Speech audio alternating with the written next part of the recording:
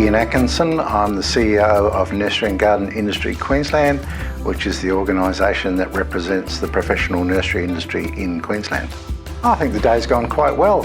It's always interesting to hear the latest developments from people that are servicing the industry, and the speakers have generally been quite good quality. The industry's come out of a couple of very buoyant years. Indications at the moment is that demand has certainly tapered off, but I don't think it's eased back much.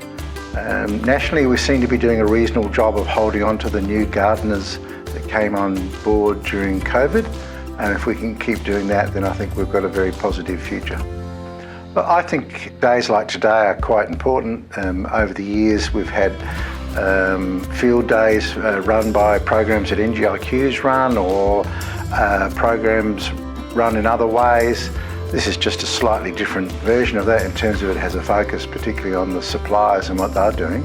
But one of the key things about days like today is not just hearing from the speakers and what the speakers are talking about, but the interaction that occurs informally between growers that don't see each other very often, or between the suppliers and the growers.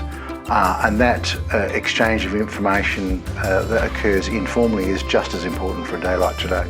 The Nursery and Garden Industry Queensland represents three different sectors of the industry, and that is the growers, obviously, retailers, particularly independent retailers, and the third group is the suppliers of goods and services both to retail nurseries and to production nurseries.